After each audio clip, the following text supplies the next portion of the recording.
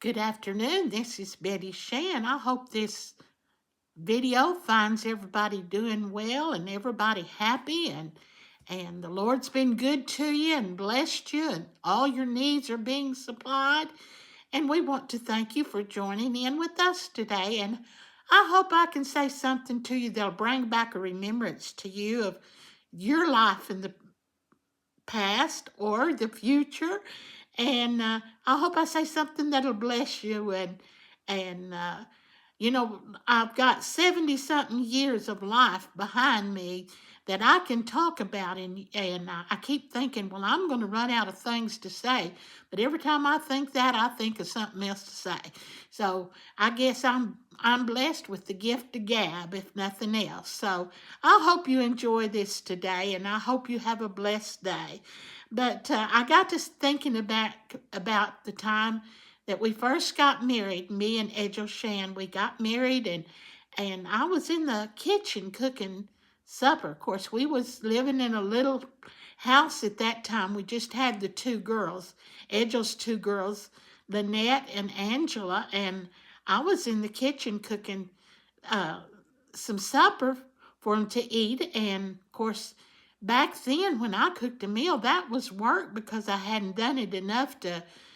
I had cooked all my life. I cooked when I was at home and I started real early, but it's still different planning a meal and cooking a meal and having to cook it and then do the dishes and tend to everything. But I was engrossed in getting things ready for supper and Lynette come in there. Of course, at this time now, you've got to remember I was about 21, 22 years old, and Lynette was either 6 or 7 years old.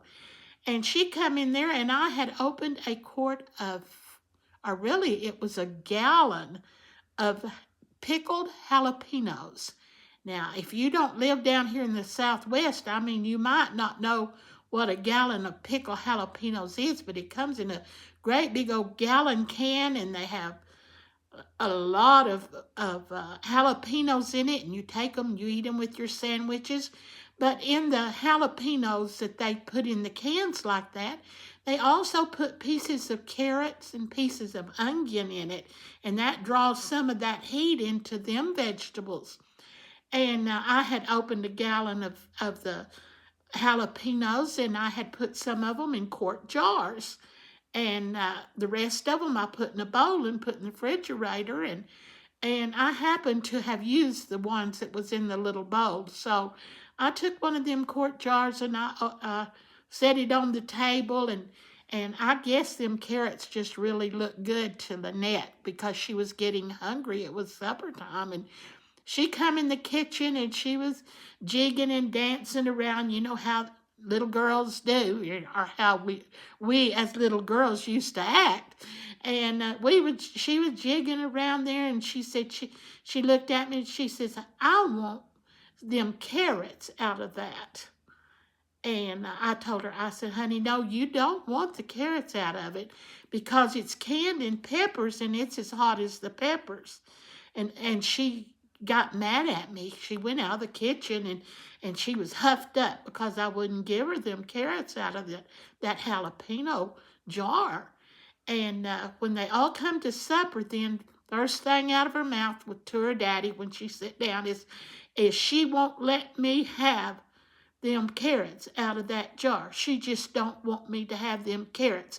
And I want them carrots, and she won't let me have them. Said she don't want me to eat.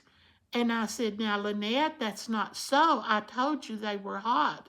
And she said, "No, you just don't want me to have them."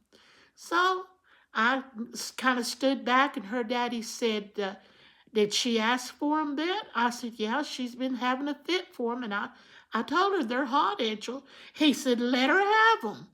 I said, "I can't do that. They'll burn her up." He said, "If she wants them and you've told her they're hot and she keeps wanting them, open up that jar and let her have them." And I said, "I can't do that, Angel." So he bent over, he got the jar, took the lid off of it, and handed her a fork. And she dug the carrots out of there and put them on her plate. And then she got one of them with the fork and stuck it in her mouth.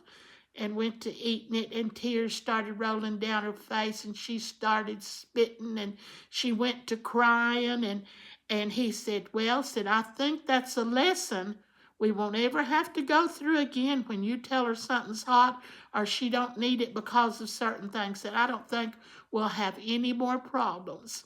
That's a rough way to teach a kid, but it worked. She never did.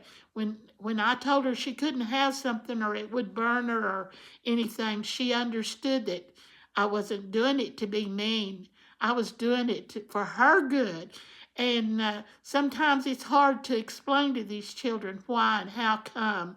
But a lot of times they have a lot of knocks in life. They have to learn their own way too, just as we did when we were kids, when we threw fits or we decided we had to have our way on something. Sometimes it wasn't to our best.